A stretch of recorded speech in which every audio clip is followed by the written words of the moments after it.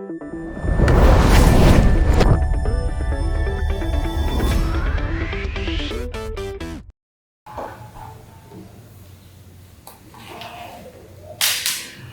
Sobat Mutu, kembali lagi bersama saya Hidayati Solihah selaku pembawa acara pada sore hari ini. Kita di sini akan berbincang santai dengan Ibu Ayu selaku guru farmasi di SMK Muhammadiyah Badongan. Selamat sore, Bu Ayu. Sore, Bu Ida. Bagaimana kabarnya? Alhamdulillah sehat. Baik, oke, Bu. Ya, di sini tema kita kali ini akan membahas mengenai dagu sibu ya, Bu. Iya. Dagu sibu sendiri itu apa ya, Bu ya? Mungkin sebelumnya Bu Ida pernah mendengar tentang dagu sibu? Kalau saya pribadi, saya termasuk awal ya, Bu. Informasi saya itu belum pernah dengar malah dagu sibu itu apa. Iya, Bu. Jadi dagu sibu itu merupakan selokan dari IAI atau Ikatan Apoteker Indonesia dan juga dari Kemenkes juga. Jadi dagu sibu itu singkatan dari dapatkan, gunakan, simpan, buang obat dengan benar dan tepat. Seperti itu, Bu Ida. Oke, berarti kalau untuk cara kita mendapatkan obat, cara kita menyimpan dan membuang obat itu ada aturannya sendiri gitu ya, Bu ya? Ada, Bu. Jadi ada bagaimana kita membeli obat, di mana kita membeli obat, kemudian bagaimana kita menyimpannya, itu sudah ada semuanya. Seperti itu. Kalau untuk cara kita mendapatkan sendiri, Bu, bagaimana cara kita untuk, mungkin audiens juga belum tahu bahwa Sobat Mutu belum tahu bahwa bagaimana cara untuk mendapatkan obat secara benar itu bagaimana? Iya, Bu. Jadi cara mendapatkan obat secara yang tepat itu seperti apa? Yang pertama kita harus membeli obat itu di toko obat ataupun apotek yang sudah diberi izin seperti itu. Jadi bukan di sembarang tempat atau kalau sekarang marketplace ya, Bu ya, seperti di Shopee, Tokopedia itu kan kita nggak dikasih edukasi oleh tenaga kefarmasian ya, Bu ya. Jadi kalau yang di marketplace itu sebaiknya dihindari seperti itu. Tapi bukannya kalau misalkan kita beli obat itu ada kayak tanggal expirednya, Kak? Kita kan udah dijelaskan bahwa kegunaan dari obat itu apa, itu kurang akurat ya, Bu ya. Misalkan kita hanya melihat dari tanggal expired dan juga kegunaannya saja. Menurut saya itu masih kurang, Bu, karena sekarang ini ya banyak oknum-oknum tertentu yang memasukkan obat jadi obat yang sudah tidak layak pakai, sudah expired, dikemas ulang, dikasih label expired yang baru seperti itu. Nah, itu bisa kita lihat, caranya kita tahu itu obatnya asli atau enggak, itu biasanya di obat ada nomor registrasi, Bu. Nah, nomor registrasinya itu bisa kita cek di BPOM. Iya, di web BPOM sudah ada di situ. Nah, nanti editor bisa minta tolong dikasih linknya ya untuk BPOM-nya seperti itu. Kalau untuk itu kan cara kita untuk mendapatkan obat dengan benar, ya. Kalau untuk menggunakan obat dengan benar itu, apakah ada aturannya juga, Ibu? Iya, untuk menggunakan obat dengan benar itu tentu ada aturannya, Bu. Sebelum masuk ke menggunakan obat dengan benar, jadi di farmasi itu ada dua kategori, Bu. Ada obat yang bisa dibeli tanpa resep dokter dan ada obat yang dibeli harus dengan resep dokter. Iya, seperti itu. Nah, untuk yang golongan obat yang bisa dibeli tanpa resep dokter, saya kasih contoh. Ada ya, Bu, ya, misalnya? Ada. Iya, ada, Bu. Nah, contohnya itu seperti ini, Bu. Ini tanda hijau gitu. Tanda hijau, lingkaran hijau, tepinya warna hitam. Nah, ini merupakan golongan obat bebas, Bu. Jadi golongan obat bebas ini bisa dibeli di toko warung-warung kelontong, bisa dibeli di toko obat atau supermarket. Bisa dikatakan itu bisa kita temukan di segala tempat gitu ya, Bu? Iya. Lebih mudah untuk dicari gitu. Nah, lebih mudah untuk dicari. Ini untuk obat bebas. Kemudian ada juga obat bebas terbatas. Oh, ada bebas itu ada terbatas sama obat bebas aja? Iya. Nah, yang membuat beda dari obat bebas itu di obat bebas terbatas yang warna ininya biru ya, Bu, pokoknya. Itu ada peringatan nomor 1 sampai dengan nomor 6. Contohnya di sini di nomor 1, awas obat keras, bacalah aturan pemakaiannya seperti itu. Mungkin nanti sama editor akan lebih diperjelas lagi bahwa di obat bebas terbatas itu ada. Berarti kan kalau ada seri nomor 1 seri 1 ya? Iya, dari P1 P1. sampai P6. Oh gitu. Itu ada ketentuannya sendiri-sendiri? Iya ada Bu. Saya kasih contoh lagi. Yang ini untuk obat kumur. Obat kumur golongannya bebas terbatas ya Bu. Oke, Warnanya nanti bisa biru. dilihat ya Sobat Mutu. Nah di sini ada juga untuk P. Ini P nomor 2 awas obat bebas, awas obat keras hanya untuk dikumur jangan ditelan. Nah seperti itu. Berarti kayak di setiap ini apa ya? Nomor seri gitu Pak? Ini peringatan Bu. Jadi di setiap obat golongan bebas terbatas itu pasti ada peringatannya di sini. Oh, gitu. Ya tidak salah pakai seperti itu. Apakah nanti di setiap kegunaannya itu peringatannya tuh beda-beda gitu atau nanti beda obat pasti ada beda peringatannya? Iya, tergantung nanti kegunaannya. Kalau ini kan obat kumur. Nah, kalau obat kumur itu awas obat keras hanya untuk umur, jangan ditelan seperti itu. Jadi setiap kegunaannya itu berbeda. Kayak setiap obat itu bisa digolongkan ke yang golongan keberapa gitu ya Bu? Iya, seperti itu. Masih ada lagi Bu? Ada lagi ini yang obat bebas terbatas. Kemudian ada lagi namanya yang sering biasanya kita pakai ya Bu ya. Ya kita sering konsumsi itu Bu ya. Iya. Jadi Sobat Mutu juga sering mengkonsumsi ini bahwa ini termasuk golongan obat apa Ibu? Ini termasuk golongan obat OHT. Singkatannya OHT, obat herbal terstandar. Nah, obat herbal terstandar ini sudah melakukan uji praklinis itu, sudah melakukan uji hewan seperti itu. Obat untuk manusia tapi diujikan pada hewan gitu. Iya, seperti itu. Ini dari bahan alam, tapi sudah diujikan ke hewan uji. Oh, manfaatnya untuk apa? Misalnya kayak kenapa itu harus diujikan ke hewan gitu? Kenapa nggak cuma hanya untuk ke manusia saja gitu? Karena itu kan pemakaiannya juga digunakan untuk manusia. Gitu. Jadi Bu sebelum itu ada tingkatannya ya Bu ya, uji praklinis dulu baru uji klinis. Jadi sebelum kita langsung uji ke manusia kita ujikan dulu ke hewan uji. Bagaimana kalau misal ada beberapa hewan uji itu yang organnya hampir mirip dengan manusia gitu. Contohnya, Hewan itu? Iya, contohnya kayak mencit seperti itu. Mencit itu biasa digunakan untuk praklinis, uji praklinis. Jadi kalau di mencit sudah tidak ada masalah, nah baru nanti naik tingkat lagi uji ke manusia. Itu manfaat dari uji praklinis terlebih dahulu gitu ya. Iya, jadi uji praklinis terlebih dahulu, baru nanti uji ke klinisnya atau ke manusianya. Oke. Iya. Ini untuk OHT ya Bu. Iya. Tandanya seperti ini ada bintang 3. Ya. Kemudian Itu untuk obat. sekarang fitofarmaka Bu. Itu termasuk golongan fitofarmaka gitu. Iya, golongan obat fitofarmaka. Nah, obat fitofarmaka ini juga dari bahan alam Bu. Dari bahan alam tapi sudah diuji ke praklinis dan sudah diuji ke klinisnya, sudah diuji ke manusianya. Ini logonya seperti ini. Beda lagi ya Bu ya. Iya, beda lagi. Setiap golongan itu beda lagi. Oke. Ya seperti itu. Masih ada lagi. Banyak ya Bu ya. Baru tahu ini saya. Nah, yang selanjutnya yang biasanya kita temui yaitu golongan obat jamu. Nah, obat jamu ini resepnya atau formulanya itu secara turun-temurun, logonya seperti ini. Jamu. Iya, jamu. Mirip seperti pohon gitu ya. Iya, seperti pohon seperti itu. Kalau jamu itu belum ada uji praklinis atau uji klinisnya.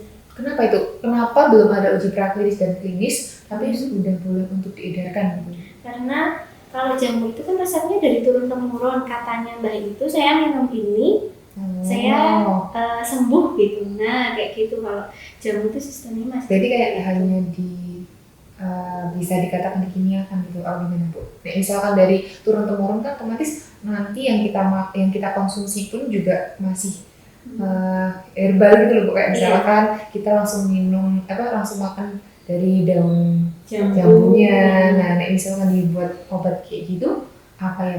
Mesti kayak perbedaannya apa mungkin dari segi komposisinya itu mungkin ditambahi atau gimana? Iya, kalau khusus untuk yang jamu seperti ini sudah ada formulanya sendiri Bu. Dari PT jamunya sendiri itu sudah ada formulasinya sendiri. Tapi belum sampai ke uji praklinis. Kenapa belum sampai uji praklinis? Karena memang di beberapa obat tradisional itu untuk uji prakteknisnya juga memerlukan biaya yang cukup mahal ya Bu, apalagi sampai iya mahal sekali, apalagi iya apalagi kalau uji klinis itu kan ibaratnya kita nyewa manusia buat diuji gitu kan Bu. Apakah enggak maksudnya kayak ada efek sampingnya dari kita? Kan kayak tadi Ibu bilang manusia dijadikan sebagai bahan uji untuk kelayakan ya, bisa dikatakan kelayakan si obat itu bisa diedarkan atau enggak. Apakah pernah ditemukan bahwa ketika diujikan ke manusia kok dilalahnya ada efek samping yang tidak diharapkan? Tahu itu efeknya seperti apa nantinya. Jadi kayak udah ada persetujuan dari pihak yang terkait bahwa nanti konsekuensi dari dia mengkonsumsi obat itu sebagai bahan uji coba itu apa, itu udah dijelaskan di awal gitu ya Bu ya? Oke. Mungkin itu untuk yang golongan orang yang dikasih untuk uji klinis itu sudah menandatangani di atas materi seperti itu, sudah tahu itu efeknya seperti apa nantinya. Jadi kayak udah ada persetujuan dari pihak yang terkait bahwa nanti konsekuensi dari dia mengkonsumsi obat itu sebagai bahan uji coba itu apa, itu udah dijelaskan di awal gitu ya Bu ya? Oke. Mungkin itu untuk yang golongan obat yang bisa dibeli tanpa resep dokter gitu ya. Oh iya. Yang tanpa resep dokter pun udah bermacam-macam ya Bu ya? Terus kalau untuk yang resep dokter sendiri? Kita ada contohnya gitu. Nah contohnya ini untuk obat keras. Jadi untuk obat keras itu logonya seperti ini. Di garis hitam ada K-nya. Iya. K-nya di sini warnanya merah. Nah ini obat khusus untuk obat keras, dia harus menggunakan resep dokter seperti itu. Terus ada lagi obat narkotik dan psikotropik itu sudah jelas ya Bu ya. Itu harus wajib menggunakan resep dokter. Bu, tapi kebanyakan ya Bu, misalkan di masyarakat yang bisa dikatakan menengah ke bawah, kadang saya pun menjumpai mungkin di tetangga saya, di keluarga saya, kayak obat keras itu ketika dia check up ke dokter sekali ya Bu ya. Tapi obat itu dikonsumsi bisa dikatakan untuk 2 periode. Misalkan ya dia itu periksa ke dokter ketika si anak sakit A gitu. Mungkin karena gejala yang sama, ketika dia sakit kembali itu diminumkan lagi. Itu apakah boleh Bu? Itu nggak boleh ya Bu ya? Sebenarnya nggak boleh ya? Jadi itu kan misalnya anaknya sakit dikasih paracetamol mungkin Ambroxol gitu ya, terus setelah berbulan-bulan bapaknya sakit dikasih Ambroxol, itu nggak boleh Bu. Jadi mungkin kalau sediaan tablet ya, misalnya sediaan tablet itu kita juga harus melihat apakah itu obatnya masih bagus atau enggak. Kita lihat expirednya ya, yang pertama kita lihat expirednya, kemudian kita lihat itu tabletnya itu sudah berubah warna atau belum, kemudian ada bintik-bintiknya atau enggak gitu. Kalau sudah lewat jangka panjang kan biasanya obatnya sudah rusak seperti itu. Terus juga sakitnya si anak sama si bapak kan juga pasti beda ya. Dosisnya pun juga beda. Oke kan sobatmu tuh udah dapat informasi mengenai bagaimana cara mendapatkan obat dengan benar gitu ya Bu ya. Nah kalau mendapatkan obat udah, jadi cara menyimpannya Bu. Bagaimana cara menyimpan obat dengan benar? Ya, untuk cara menyimpan obat dengan benar yang pertama kita pastikan etiketnya itu nggak rusak ya Bu. Jadi jangan didata. Etiket itu kayak cara pemakaian. Oh gitu. Nah itu jangan sampai didata, jangan sampai rusak. Kemudian nanti disimpan sesuai dengan, biasanya kan kalau obat itu sudah ada peraturannya sendiri, disimpan di suhu ruang atau disimpan di lemari es ya seperti itu. Kemudian yang ketiga, jauhkan dari jangkauan anak-anak dan sinar matahari langsung. Nah kalau bisa kita itu kalau di rumah ya Bu, itu kita sedia seperti kotak obat yang kalau kotak P3K gitu ya kotak P3K yang misalnya kalau anak-anak ngambil itu nggak bisa gitu. Nah gitu. Mungkin sobatmu tuh lebih bisa dijelaskan Bu, kenapa sih obat itu di cara penyimpanan itu nggak boleh terkena sinar matahari secara langsung? Iya, jadi nanti kalau obat itu terkena sinar matahari secara langsung, dia akan rusak Bu. Rusak? Maksudnya rusak dalam artian mungkin dari yang tekstur kekentalan kental jadi cair gitu. Iya, iya nanti jadi rusak dan khasiatnya zat yang berkhasiat di dalam obat itu nanti jadi hilang. Gitu. Iya. Terus ada lain untuk cara penyimpanannya Bu? Untuk penyimpanannya mungkin seperti itu ya Bu ya, di tempat di suhu sesuai dengan aturan, kemudian etiketnya tidak boleh ditetel, kemudian dijauhkan dari jangkauan anak-anak. Kemudian untuk khususan untuk sediaan suppositoria Obat apa? pernah dengar? Belum, baru dengar kali ini mungkin. Suppositoria itu obatnya seperti peluru. Kapsul gitu maksudnya? Enggak, dia seperti peluru dimasukkan ke dalam dubur. Iya. Untuk kesehatan ya Bu ya. Jadi mungkin hal tabu tapi kalau misalkan dalam kesehatan itu juga penting. Iya. Terus itu gunanya untuk apa Bu? Nah kalau khusus untuk suppositoria dia masing-masing sediaan atau obat suppositoria itu beda kegunaan gitu. Misal ada kan dulcolak suppositoria itu kan juga ada, kemudian ada faktus suppositoria. Nah tergantung itu zat khasiatnya apa. Misalnya dulcolak kan untuk sembelit. Jadi kalau suppositoria itu langsung ke tempat tujuan, nggak langsung lewat pencernaan tapi langsung ke tempat tujuan. Itu. Cara mendapatkannya udah, cara menyimpannya udah. Iya. Sekarang cara membuangnya Bu. Ya. Cara membuangnya obat dengan benar itu seperti apa? Mungkin sobat mutu selama ini masih asal buang. Mungkin saya sendiri pun juga kalau misalkan obat itu nggak saya konsumsi, mungkin ya udah mau ke tong sampah gitu aja. Apakah ada petunjuk yang benar Bu? Ya, jadi tadi yang suppositoria itu nanti disimpannya di kulkas ya. Khusus Disimpannya di kulkas. Kemudian Bu Ida tadi bertanya bagaimana cara membuang obat dengan benar ya. Nah itu tergantung bentuk sediaannya Bu. Contohnya ya, kita contohkan bentuk sediaan cair. Misalnya paracetamol atau Sanmol ya biasanya, Sanmol yang berbentuk cair. Dia itu obatnya harus dilarutkan ke dalam air dulu. Jadi kayak dibuang gitu atau gimana? Jangan dibuang, dilarutkan dulu, ditaruh di mungkin manci atau apa, terus dikasih air sebanyak-banyaknya, baru dibuang di saluran air. Kenapa kalau nggak langsung dibuang di saluran air itu? Nanti kan zatnya itu masih kadarnya itu masih banyak, terus nanti bisa mematikan mikroba yang ada di tanah, air gitu. Kemudian botolnya itu jangan langsung dibuang. Kan biasanya langsung dibuang gitu aja. Simpelnya kan Bu. Jadi simpelnya. Terus itu harus dikletek dulu. Biasanya kan ada etiket ya Bu ya.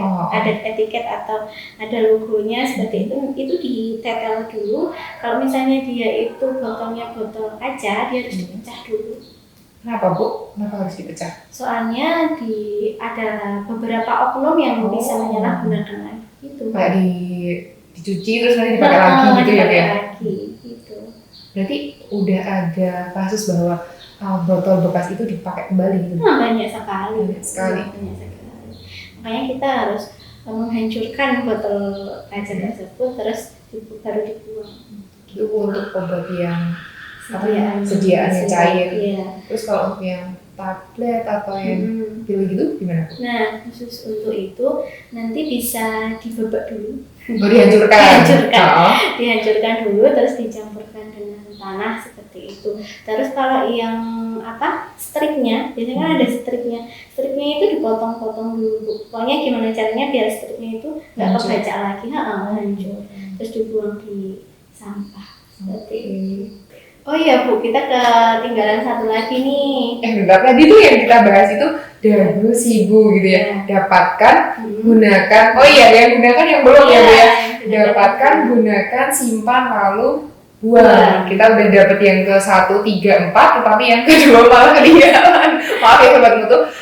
Sekarang untuk yang cara penggunaannya akan dijelaskan sama Bu Ayu. Mau Bu, cara penggunaan obat dengan benar gimana? Untuk cara penggunaan obat yang benar tentu saja kita lihat etiketnya ya Bu. Biasanya di etiketnya itu sudah tertera cara penggunaannya seperti apa. Mungkin 3 kali sehari 1 tablet atau 3 kali sehari 1 sendok makan seperti itu. Kemudian selain itu pas kita datang ke apotek atau ke toko obat, jangan lupa tanyakan 5O. Apa itu? Mungkin Sobat Mutu belum tahu bahwa 5O itu ada artinya sendiri tuh. 5O itu apa Bu? 5O itu yang pertama, obat ini apa namanya dan kandungannya.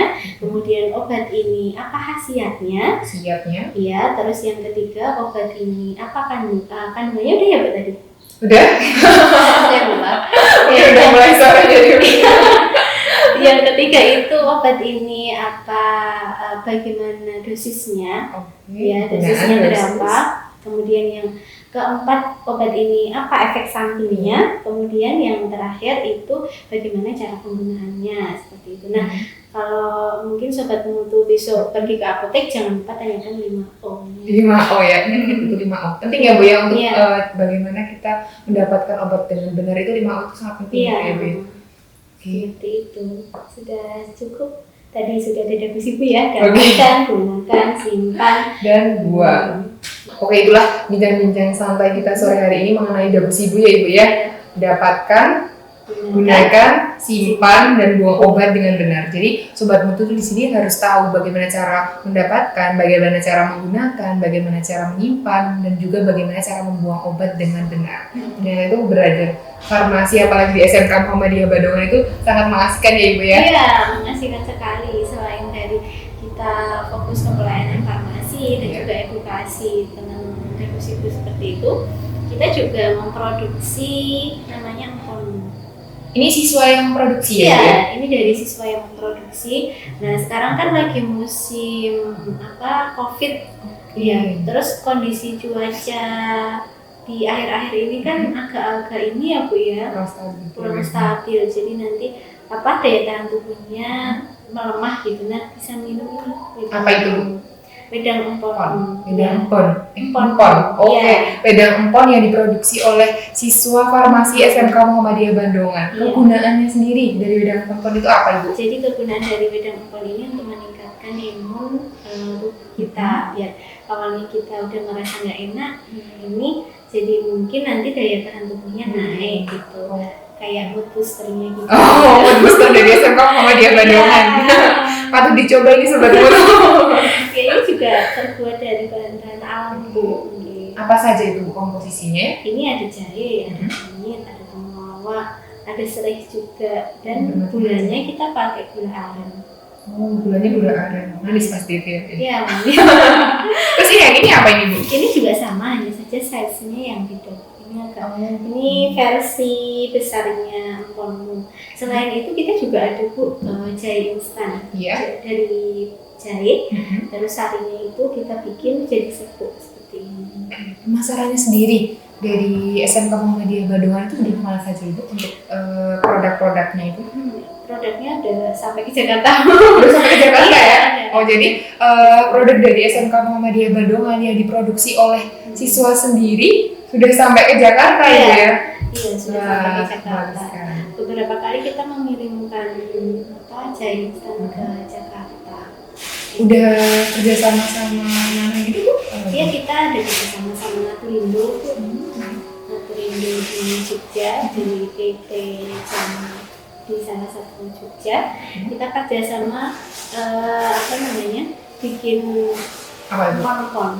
Iya. Kita yang produksi atau Naturindo yang produksi Bu? Jadi kita yang produksi, dari kita hasil produksi kita itu dibawa ke Naturindo. Berarti udah kerjasamanya udah berjalan berapa lama itu Bu? Ini sekitar 8 bulan. Progres kedepannya sangat baik tuh ya Bu ya? Iya.